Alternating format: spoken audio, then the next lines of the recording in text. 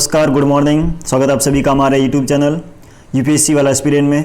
मित्रों, आज हम बात करने वाला है बहुत ही बड़ी एक अपडेट में देने वाला हूं। जैसा कि आप सभी को मालूम है कि अभी डॉक्यूमेंट वेरिफिकेशन लिस्ट सभी की धीरे धीरे जारी होने वाली है। आज जैसे कि ईसीजी और टेक्नीशियन जो दंत टेक्नीशियन की भर्ती हैं उसकी जो दस्तावेज सत्यापन के लिए उनको बुला लिया गया है। 12 अगस्त और 14 अगस्त 2 डेट दे दी गई है। अब बात करते हैं यहाँ पर कि जो आवश्यक जो डॉक्यूमेंट चाहिए वो क्या क्या चाहिए, उसके बारे में आज बात करने वाला है। अब ये जो डॉक्यूमेंट हैं वो सीपू के द्वारा यहाँ पर एक नोटिफिकेशन जारी किया है, नोटिस दिया है कि आपको कौन कौन से दस्तावेज तैयार रखने हैं, ताकि जब भी आपका दस्तावेज सत्यापन यानी कि डॉक्यूमेंट वेरिफिकेशन के लिए बुलाया जाए तो आपको ये डॉक्यूमेंट आपके पास होना आवश्यक ज़रूरी है, नहीं तो आपको वहाँ से बाहर कर दिया जाएगा। तो उन्होंने एक लिस्ट जारी की है। उस लिस्ट के बारे में हम बताते हैं कि कौन सी लिस्ट है और कौन कौन से डॉक्यूमेंट चाहिए। ठीक है, तो सबसे पहले बात करते हैं यहाँ पर दस्तावेज सत्यापन हेतु उपस्थित होने वाले अभ्यर्थी संबंधित मूल दस्तावेज और मूल दस्तावेजों की फोटोकॉपी। यहाँ पर देखिए, ये कोई खुद से नहीं कह रहा हूँ, यहाँ पर ये सीपू ने जारी किया है और यहाँ पर देख सकते हैं। ठीक है, ये सीपू ने जारी किया है यहाँ पर, और देख सकते हैं यहाँ पर सबसे पहले आपको यहाँ पर जो डॉक्यूमेंट रेडी रखने हैं वो सबसे बड़ी बात है। अगर डॉक्यूमेंट आपके यहाँ पर रेडी नहीं होते हैं तो यहाँ पर आपको बाहर कर दिया जाएगा। आपको डॉक्यूमेंट की जो वेरिफिकेशन लिस्ट है उसमें फिर आपका नाम तो आ जाएगा, लेकिन यहाँ पर जो डॉक्यूमेंट आपको एब्सेंट रहेगा तो आप वहाँ से लिस्ट से मेरिट लिस्ट से बाहर आ जाओगे। ठीक है, तो सबसे पहले यहाँ पर आपको एक मेन आपको ऑनलाइन जो भी फॉर्म भरा था आपने, चाहे वो अब ये जो मैं बताने वाला हूँ जो डॉक्यूमेंट बताने वाला हूँ, जो ओरिजिनल जो भी ये वेरिफिकेशन के लिए चाहिए, ये एनओ की भर्ती हो, फार्मा की हो, या पे एलटी, आरटी, एएनएम, जीएनएम, किसी की कोई भी भर्ती हो मेडिकल की, ठीक है, पैरामेडिकल की, उन सभी के लिए डॉक्यूमेंट आवश्यक हैं। फिर कोई भी कमेंट नहीं करेगा कि सर एलटी, आरटी के इनके लिए अलग क्या है, या फार्मा के लिए या नर्सिंग के लिए कौन से अलग डॉक्यूमेंट लगेंगे। ठीक है, तो सभी के लिए कॉमन है। सबसे पहले बताने वाला हूँ यहाँ पर जो भी जिसका भी फॉर्म भरा है आपने, चाहे एनओ का हो, फार्मा का हो, एलटी, आरटी, एएनएम, जीएनएम, किसी का भी हो, तो जो ऑनलाइन फॉर्म भरा था उसकी प्रिंट आउट आपको संभाल के रखनी थी। अगर आपके लैपटॉप मोबाइल फ़ोन में अभी भी पीडीएफ पड़ी है तो उसको प्रिंट निकाल के रख लेना, क्योंकि वहाँ पर ऑनलाइन आवेदन फॉर्म की प्रिंट आउट आपको चाहिए। सबसे पहले काम ये करेंगे। उसके बाद में सेकंड नंबर आपको यहाँ पर क्या चाहिए, सेकेंडरी परीक्षा की अंक तालिका, यानी कि आपने जो 10वीं पास की है उसकी 10th की क्या चाहिए आपको, अंक तालिका, यानी कि आपको मार्कशीट चाहिए और उसके साथ में प्रमाण पत्र। ठीक है, दूसरा आपको जाति प्रमाण पत्र चाहिए, कास्ट सर्टिफिकेट किसका, ओबीसी का, एसटी का और एससी का। ठीक है, जनरल का तो बनेगा नहीं, तो ओबीसी, एसटी, एससी, और अगर ईडब्ल्यूएस से हैं तो ईडब्ल्यूएस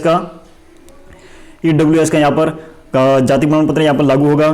ठीक है, यदि अब जाति प्रमाण पत्र 1 साल पुराना है, मैंने बताया था यहाँ पर स्पेशल दे रखा था, अगर 1 साल पुराना है तो आपको यहाँ पर क्या चाहिए, अगर 1 साल पुराना है तो आपको इसके साथ में 1 साल का पुराना है तो उसमें आपको शपथ पत्र लगाना पड़ेगा। जैसा मैं बता देता हूँ, यहाँ पर आप समझ रहे हैं कि मेरे मन से कह रहा हूँ, लेकिन यहाँ पर स्पेशल यहाँ पर जो दे रखा था, यहाँ पर सीपू ने यहाँ पर खुलासा दे रखा है कि मैं आपको यहाँ पूरा क्लियर कर देता हूँ। यहाँ पर उन्होंने देख सकते हैं, यहाँ पर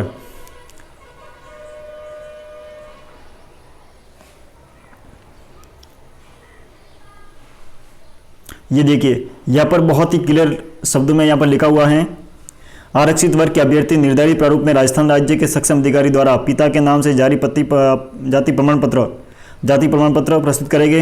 अन्य पिछड़ा वर्ग, अति पिछड़ा वर्ग के अभ्यर्थी नवीनतम जाति प्रमाण पत्र एवं 1 वर्ष से अधिक पुराना, अगर 1 वर्ष या तो नवीनतम जो भी 1 साल पहले बना हुआ है एवं 1 वर्ष से अधिक पुराना है तो जाति प्रमाण पत्र होने की स्थिति में नॉन क्रिमिनल श्रेणी में होने संबंधी शपथ पत्र, आपको शपथ पत्र यहाँ पर साथ में लगाना है। ठीक है, तो ये बात ध्यान रखनी है। यहाँ पर मैंने बताया कि 2 बातें आपको ध्यान रखनी है, आपको पहला फॉर्म, दूसरा सेकेंडरी जो 10वीं की अंक तालिका, तीसरा जाति प्रमाण पत्र, अगर 1 साल पुराना है तो आपको शपथ पत्र साथ में लगाना होगा। ये बात विशेष ध्यान रखना है। तीसरा हो जाएगा मूल निवास प्रमाण पत्र, विशेष जो आपने राज्य का मूल निवास बनाया होगा राजस्थान का, ठीक है, तो वो आपको साथ में लगाना है, वो आपको रेडी रखना है। उसके बाद में विवाह पंजीयन प्रमाण पत्र, अगर आप मैरिड हैं तो आपको विवाह पंजीयन प्रमाण पत्र है, जो मैरिज सर्टिफिकेट होता है वो भी आपको इसमें साथ लगाना है। अनमैरिड है उसके लिए कोई दिक्कत नहीं है। ठीक है, तो आपको विवाह का जो पंजीयन प्रमाण पत्र वो भी इसमें लगाना है। उसके बाद आपको यहाँ पर उत्कृष्ट खिलाड़ी वर्ग में, अगर आपने उत्कृष्ट खिलाड़ी वर्ग में आप खेल का सर्टिफिकेट लगाए हैं तो फर्जी सर्टिफिकेट लगाए हैं तो यहाँ बाहर हो जाओगे। यहाँ पर जो भी सर्टिफिकेट लगाए हैं वो यहाँ पर जांच होगा, और जो सर्टिफिकेट लगाया आपने वही सर्टिफिकेट आपको आवेदन के समय आपने लगाया था वही सर्टिफिकेट यहाँ पर आपको वापस साथ में लेके जाना है, ठीक है। नहीं यानी कहने का मतलब ये हुआ कि जो भी डॉक्यूमेंट आपने ऑनलाइन फॉर्म में लगाए थे वो सभी के सभी ओरिजिनल डॉक्यूमेंट अभी आपको साथ में लेके जाना है। उसके बाद यहाँ पर देख सकते हैं, यहाँ पर भूतपूर्व सैनिक वर्ग के अभ्यर्थी सेवानिवृत्ति पर जारी पीपीओ, अगर आप कोई भूतपूर्व कोई सैनिक रहा है तो उसके लिए वो सभी उनको सभी मालूम है कि जो रिटायरमेंट होने पर जो पीपीओ मिलता है उनको, ठीक है, जो पेंशन का जो पीपीओ होता है वो आपको साथ में लेके जाना है। दूसरा, सीनियर सेकेंडरी परीक्षा उत्तीर्ण अंक तालिका, यानी जो आपके 12th पास किए हैं उसकी मार्कशीट आपको साथ में लेके जाना है।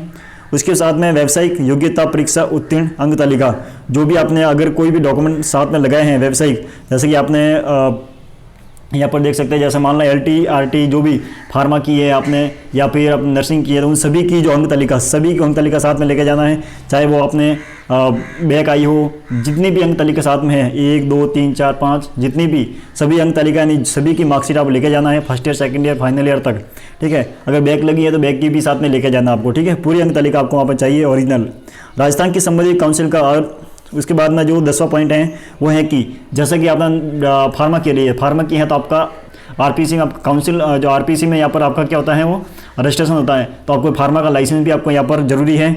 इस प्रकार सभी के NO का LT RT सभी का है, तो आपको यहाँ पर जिस काउंसिल में आपका रजिस्ट्रेशन हुआ है वो आपका प्रमाण पत्र आपको लेके जाना है, ठीक है। उसके साथ में अनुभव प्रमाण पत्र यानी जो एक्सपीरियंस सर्टिफिकेट होता है वो आपको जो भी अगर आपने लगाए हैं तो अनुभव प्रमाण पत्र आपको साथ में लेके जाना है, नहीं लगाया है तो उसके लिए कोई लेके नहीं जाना है, ठीक है।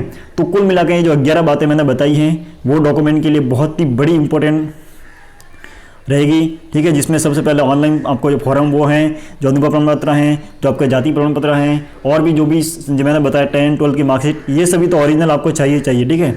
इसके अलावा इसके साथ में इन सभी की जो आप क्या करना है, फोटोकॉपी 2 फोटोकॉपी सभी निकाल के रख लेना, और यहाँ पर फोटोकॉपी मांगी जाएगी तो एक फोटोकॉपी आप सभी को यहाँ पर देनी पड़ेगी, ठीक है। अगर ज़्यादा मांग ले तो कोई दिक्कत नहीं, लेकिन ये 2 फोटोकॉपी सभी ओरिजिनल डॉक्यूमेंट की लेके जाना है, और यहाँ पर ओरिजिनल डॉक्यूमेंट के साथ में आपकी जो फोटोकॉपी भी यहाँ पर लगेगी, ठीक है। इस प्रकार जो भी डॉक्यूमेंट रहेंगे वो आपको लेके जाना है, कोई भी दिक्कत नहीं आनी चाहिए, क्योंकि जब लास्ट एंडिंग पे तक पहुँचते हैं और वहाँ तक अगर डॉक्यूमेंट में कोई गलती होती है, बाहर निकल दिया जाता है, तो बहुत बड़ी आपकी जो गलती रहेगी, क्योंकि जब लास्ट स्टेज पे होते हैं और वहाँ पर आपको बाहर निकाल दिया जाता है और वो सिर्फ आपकी ही गलती से, ठीक है। तो जो डॉक्यूमेंट बताए हैं वो डॉक्यूमेंट अगर नहीं है तो भी अभी रेडी करके रख लीजिए। जल्द ही आपका जो भी लिस्ट आज 2 आई हैं ECG और दंत टेक्नीशियन की, ठीक है, जल्दी ही NO की आने वाली हैं, फार्मा की भी आने वाली हैं, उसके बाद में LT RT और पहले LT RT भी आ सकती है, ENM की भी आ सकती है, सभी की आएगी, लेकिन किसकी पहले क्या आएगी वो भी कुछ नहीं कह सकते हैं, लेकिन एक समय के बाद सभी की लिस्ट जारी हो जाएगी और सभी के लिए ये डॉक्यूमेंट आवश्यक है। तो इस डॉक्यूमेंट को जरूर जो भी हैं आप यहाँ पर या तो स्क्रीनशॉट ले लीजिए, या फिर आप क्या करेंगे इस डॉक्यूमेंट को, ठीक है, इस डॉक्यूमेंट को बना के रखिए, और यहाँ पर वीडियो को 1-2 बार देख लीजिए, अगर कोई समझ में नहीं आता है तो कमेंट कीजिए, ठीक है। और ये जो जानकारी है वो सिर्फ मेरे द्वारा नहीं, यहाँ पर सीपू के द्वारा, यानी कि जो डिपार्टमेंट हैं जो भर्ती करवा रहा है सीपू के द्वारा यहाँ पर ये नोटिस जारी किया है, उनके द्वारा ही ये डॉक्यूमेंट बताए गए हैं, और ये डॉक्यूमेंट वैलिड डॉक्यूमेंट हैं, ठीक है, जरूरी है, जो आवश्यक चाहिए आपको, ठीक है। मित्रों, आपको जानकारी अच्छी लगी है तो वीडियो को ज़्यादा से ज़्यादा शेयर करें, सभी साथियों तक पहुँचाएं, और ऐसी जानकारी पाने के लिए हमारे चैनल से जुड़े रहे। थैंक यू मित्रों, जय हिंद, जय भारत।